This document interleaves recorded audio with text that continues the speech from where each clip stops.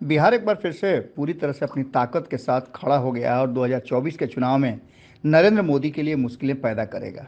ये बातें हम इसलिए कह रहे हैं कि लगातार जिस तरह की बातें सामने आ रही है और ख़ास करके आपको याद होगा कि जब नीतीश कुमार सर्वदलीय कमेटी को लेकर के प्रधानमंत्री नरेंद्र मोदी के पास गए थे और उन्होंने देश भर में जातीय जनगणना कराने की मांग रखी थी, उसी समय से नरेंद्र मोदी और नीतीश कुमार के बीच में तल्खियां बढ़ी हैं।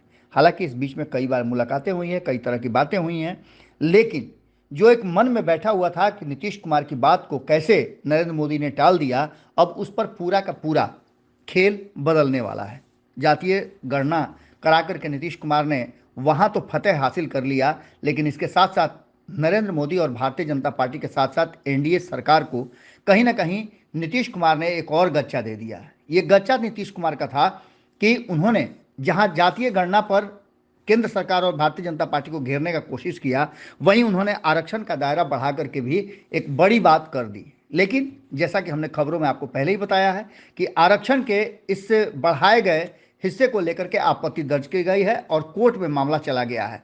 इस सारे मामले को लेकर के पहले से कहा जा रहा था, उसको लेकर अब ललन सिंह सामने आए हैं। ललन सिंह ने खुलेआम कहा है कि किस तरह से भारतीय जनता पार्टी पहले जातीय सर्वे जो कराया जा रहा था, जातीय गणना जो बिहार में कराई जा रही थी, उसको रोकने का प्रयास किया और जब हो गया तो हमारे साथ आकर के खड़े हो गए, समर्थन करने लगे। वहीं आरक्षण को लेकर के जब पहले ही 10% का दायरा बढ़ा दिया गया है, तो अब हम जब 15% बढ़ा रहे हैं तो उसमें आपत्ति क्यों होनी चाहिए।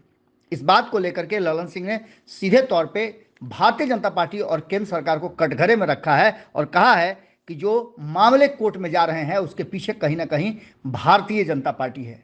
ललन सिंह और नीतीश कुमार के बीच में रिश्ते सुधरने के एक नए रास्ते को देख करके ऐसा लगता है कि ललन सिंह अब पूरी तरह से एक बार फिर फॉर्म में आ गए हैं। उन्होंने जिस तरह से भारतीय जनता पार्टी को घेरा है और जो बातें कही है वो आपको सुननी जरूर चाहिए।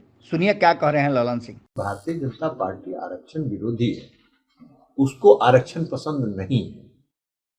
अब बिहार में जाति आधारित गणना हुई, उसके आधार पर जो आबादी के हिसाब से नए आरक्षण की नीति बनी। अब 50% की रेखा सीमा तो पार कर गए आरक्षण में।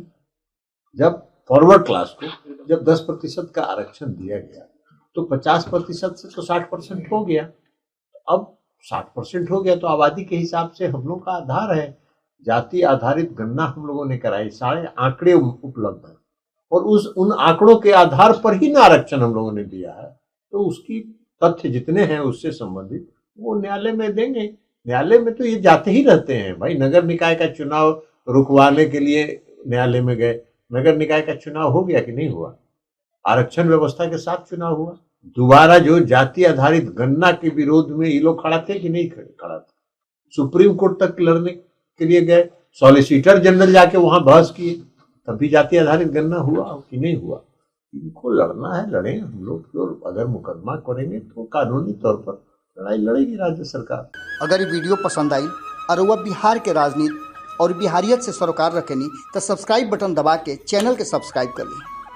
ओजे एगो घंटी बा, ओकरा बटन दबा देला से कुल सटीक और मारक खबर रुआ मुफ्त में मिल जाई। अगर रुआ पत्रकारिता के हमनी के नया प्रयोग में सहयोग कर चाहतानी तो ज्वाइन बटन दबा दी। पेटीएम नंबर नोट कर ली 9386816700। धन्यवाद।